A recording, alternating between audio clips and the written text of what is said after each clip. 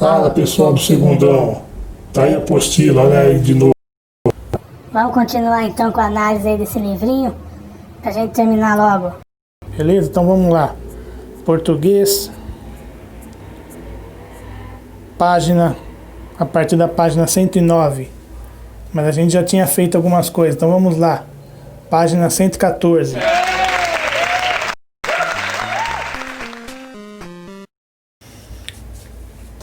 Vamos lá então, pessoal, continuando aqui na apostila. Então a gente havia parado na página 114, né, na parte de português. E lembrando que nós estamos estudando o movimento literário romantismo, que se situa na linha do tempo aí, em meados do século XIX, por volta de 1840, 1850 e vai até 1881, com a publicação do romance Memórias Póstumas de Brás Cubas, que dá início ao realismo. Como eu disse em outras aulas, né, essas datas elas são apenas para estudo, né? Não quer dizer que o romantismo acabou nesse ano ou começou naquele outro ano. É todo o resultado de um processo que demora anos e às vezes até vem acontecendo no decorrer de vários anos. Então não são coisas, não são datas assim fixas, tá? É só para fins de estudo que a gente coloca essas datas. O importante é a gente saber que o movimento que nós estamos estudando aí teve lugar no século XIX, principalmente na segunda metade dele, tá? Então ali, nessa atividade 3, o que ele pede? Durante o século XIX, período do romantismo na literatura brasileira, a presença do negro nas obras literárias foi muito reduzida. Então a gente viu aí no vídeo anterior algumas obras literárias que tinham como personagem mulheres, como Senhora, por exemplo, né? E algumas outras obras do José de Alencar, Iracema, que é a Índia. Mas o papel da mulher naquela época era diferente do papel da mulher de hoje. Nós discutimos isso no vídeo anterior e em atividades passadas. E também a questão do negro era vista de uma outra maneira, né? Mesmo autores que tinham origem negra ou eram descendentes de negros, como Machado de Assis, até o Lima Barreto, que foi um autor do pré-modernismo no século XX, trataram muito pouco dessa história da escravidão e da voz do negro. Então, nessa época aí, a voz do negro era quase inexistente na literatura, tá? Então aí o que acontece? Em 1859, uma escritora maranhense, Maria Firmina dos Reis, publicou Úrsula, que é considerado o primeiro romance escrito por uma mulher. E essa mulher era negra também, né? O primeiro por uma mulher negra na América Latina. A protagonista é uma mocinha branca, clássica de romance, até aí não mudou muita coisa. Mas a autora dá voz às personagens escravizadas, representando-as em toda a sua dimensão humana, com subjetividade e desejos individuais, quebrando a escrita dos folhetins da época.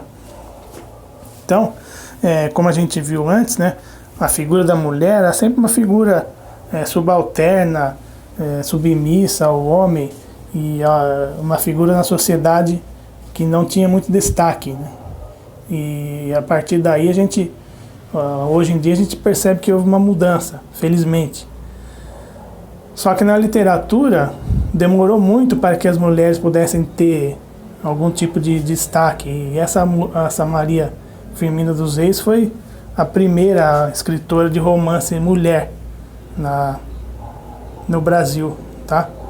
E ainda assim, sendo negra, né, era muito mais difícil para ela também.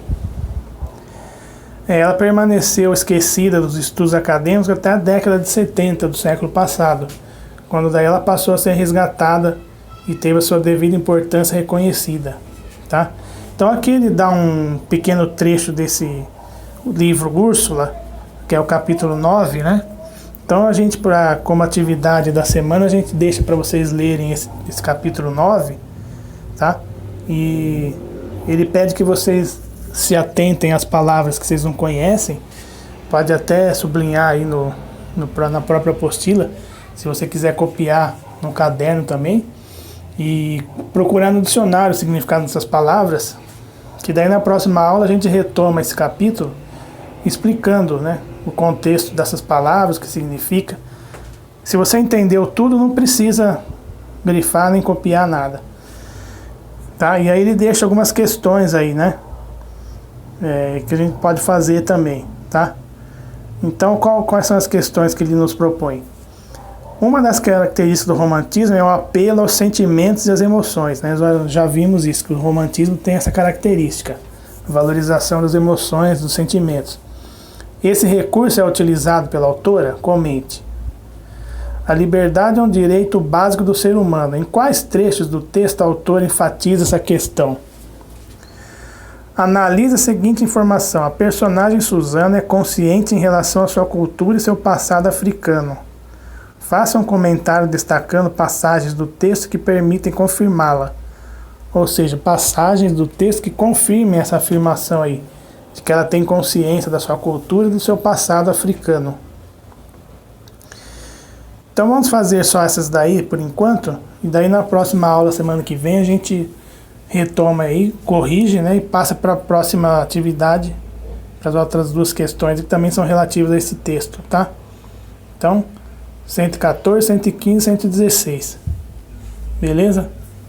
Beijo do gordo e até a próxima.